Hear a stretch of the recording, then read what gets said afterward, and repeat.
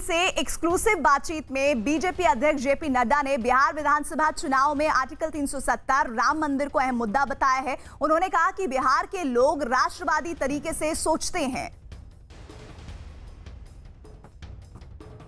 कांग्रेस और आरजेडी कह रहे हैं कि देखिए भारतीय जनता पार्टी के पास विजन नहीं है, कोई जेडीयू के पास तो कोई विजन नहीं है और इसीलिए ये पाकिस्तान की बात कर रहे हैं, ये मुद्दों को डिरेल करने की बात कर रहे हैं। प्रधानमंत्री भी धारा 370 की बात कर रहे हैं, ये नहीं बता रहे कि 15 साल में उनके शासन ने क्या किया। आपने भी अपनी एक रैली में बोला कि ये पाकिस्तान की तारीफ करते हैं, आपने राहुल गांधी और शशि थरूर का जिक्र करते हुए कहा। देखिए दोनों इश्यूज करते हैं, मैं सब बातें करता हूं। मैं अपने भाषण में 1,25,000 करोड़ रुपए बिहार का पैकेज जो 2015 में अनाउंस किया था जी, उसके मैं आंकड़े गिनाता हूं कि 1,25,000 करोड़ के ऊपर 40,000 करोड़ और दिया है।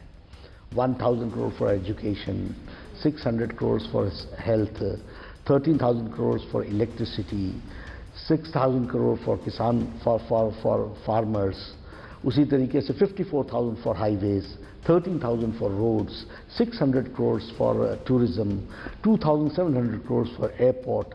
और इसमें मैं All India Institute of Medical Sciences नहीं जोड़ रहा हूँ, इसमें मैं रेलवेज नहीं जोड़ रहा हूँ। तो हम विकास के बारे में भी पूरी बात अच्छे से समझाते हैं। लेकिन बिहार भारत का राज्य है और बिहार के लोग राष्ट्रवादी तरीके से सारी चीज़ों को सोचते समझते रहे हैं। उनके लिए धारा 370 भी उतना ही महत्वपूर्ण है, उनके लिए राम जन्मभूमि भी उतना ही महत्वपूर्ण है, उनके लिए नेशनल एस्पिरेशंस भी उतना ही महत्वपूर्ण है और उन्होंने इस पर हमारे को सपोर्ट किया है। इसलिए यह विषय भी उन तक पहुंचाना, इसकी डिलीवरी करना। कौन सा बिहार का बच्चा था जिसने नहीं कहा कि एक देश में दो निशान, दो विधान, दो संविधान नहीं चलेगा? और उनको ये क्यों नहीं बताना कि अब देश में एक विधान, एक प्रधान, एक संविधान हो गया है।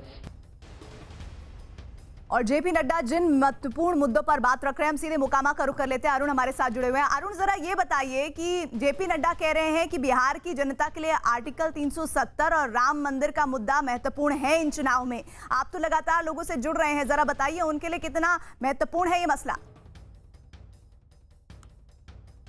देखिए, आज सवेरे जब मैं बाढ़ में था और अनंत सिंह का जो घर था वहां पर था मैं, उसके बाद मैं मुकामा गया था। वहां पर कई लोग ऐसे मिले जिन्होंने बिहार के चुनाव में भी राष्ट्रवाद की बात की।